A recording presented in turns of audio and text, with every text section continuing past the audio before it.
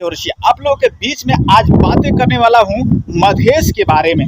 तो मधेश की भूमि हमारी भारतीय सीमा से जुड़ा हुआ है और भारतीय सीमाना हमारे मधेश के एकदम करीब है और उसमें कोई भी तार कांटी नहीं है, उसमें कोई भी आने जाने के लिए पासपोर्ट वीज़ा नहीं है। और एक अचंभित की बात आप ये देख लीजिए कि आप अगर खेत में जाते हैं अपने खेत बाड़ी में और खेत बाड़ी में अपने काम करते करते पानी पटाने के लिए या उधर से कुछ लाने के लिए या इधर से उधर देने हो, तो आप बिना पासपोर्ट बिना वीज़ा किसी भी तरह के बिना झंझट के आप इधर से उधर जा सकते हैं, आ सकते हैं।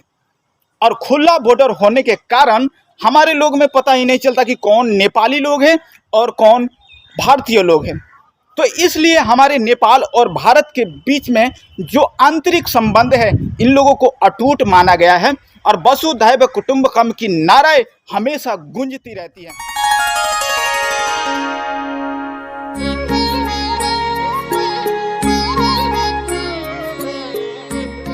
हमारे संबंध हमारे सब कुछ इन दोनों में जुड़ा हुआ है।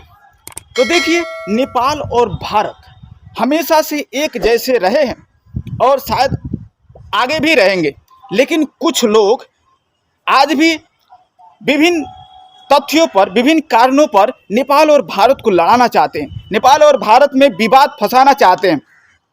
जैसे कि एक फिल्म आई थी कुछ दिनों पहले, आदि पुरुष। उस आदि पुरुष में एक विवादित बयान आ गया था कि भारत की बेटी माँ सीता, वो भी विवादित बयान हो गया।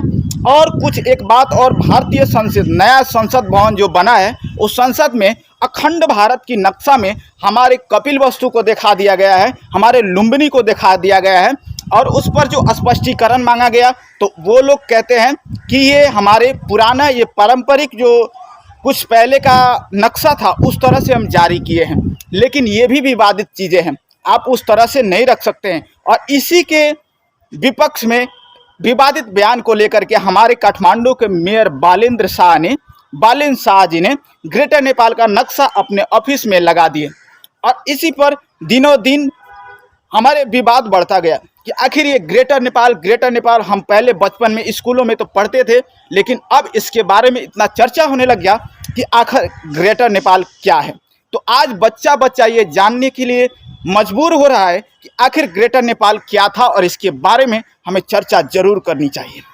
तो आइए ग्रेटर नेपाल के बारे में भी हम बताएंगे। कुछ दिनों पहले लिपू लेक काला पानी के बीच में विवाद चल रहा था और नक्शा भी जारी किया गया था कि लिपू लेक लिम्पियादुरा जो हमारा संधि हुआ था उस समझौता के अनुसार काली नदी जो बहती है उस काली नदी के इस पार के सारे भूभाग हमारे नेपाली हैं। और ये विवाद अभी थमा नहीं था, तब तक ये हमारे अखंड नेपाल वाला विवाद शुरू हो गया। तो अखंड नेपाल ये कोई झूठी बात नहीं है। अखंड नेपाल के लिए सुगौली संधि हम लोगों ने किए थे। और कुछ लोग कहते हैं कि 1904 में नेपाल भारत से अलग हुआ है, अखंड भारत से अलग हुआ था, लेकिन ये आपको हम बता देते हैं कि 1816 में हम लोग ईस्ट इंडिया कंपनी अंग्रेज़ों से हम संधि समझौता किए थे। और उस संधि समझौता में इसलिए हम ईस्ट इंडिया कंपनी से किए थे क्योंकि उसका जो राज्य चलाने का, जो पार्लियामेंट चलाने का जो उन लोगों का पावर था वो अंग्रेज़ों के हाथ में था, भारतीय लोगों के हाथ में नहीं था। तो 1816 में हमारी युद्ध ईस्ट इंडिया कंपनी से हुई थी और उसके बाद 1816 4 मार्च को जब हमारे सुगौली संधि हुआ, तब से हमारा ये स्वतंत्र अभी का नेपाल जो दिख रहे हैं वो अभी का नेपाल हमारा है।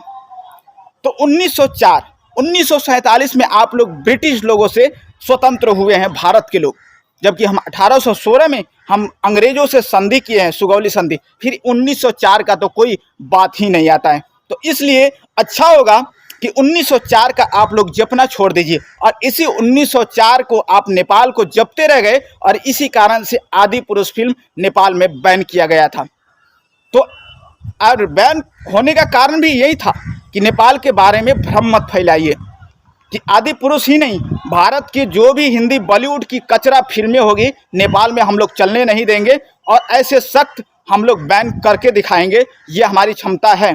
क्योंकि बॉलीवुड की क्या कचरा है ये भारत वाले लोग भी अच्छी तरह से जानते हैं, क्योंकि बॉलीवुड वाले हमेशा से हिंदुओं पर आहत करते आए हैं, हिंदू संस्कृतियों की नष्ट करने की बातें करते हैं। और बॉलीवुड वाले इतनी अश्लीलता, नग्नता दिखाते हैं कि बॉलीवुड वालों की बात ही मत कीजिए।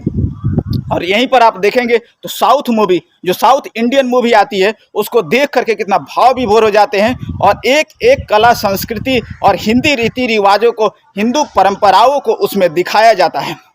तो देख करके मन में खुशी लगता है कि साउथ इंडियन वाले लोग हमारे संस्कृति को उजागर कर रहे हैं, लेकिन बॉलीवुड वाले लोग हमारे संस्कृति को दिन रात डुबाने में लगे हुए हैं। इसलिए बॉलीवुड की फिल्में, हमारे बालेंद्र शाह जी ने कहे हैं कि काठमांडू उपत्यका के अंदर कोई भी हिंदी फिल्में हम नहीं चलने देंगे।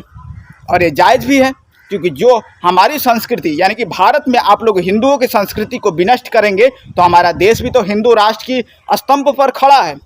भले ही इस देश को धर्मनिरपेक्ष बना दिया गया हो, लेकिन हम 82% लोग और हमारे 9% जो बौद्ध लोग हैं, सिख लोग हैं, जैन लोग हैं, वो सभी तो सनातन परंपरा के ही मानने वाले हैं। और सनातन परंपरा के विरोध में आप जाओगे तो उस खिलाफ में हम खड़े होने के लिए हम सब एक साथ हैं और रहेंगे भी। तो इसलिए अच्छे चीज़ों का सपोर्ट कीजिए, अच्छे लोगों का साथ दीजिए।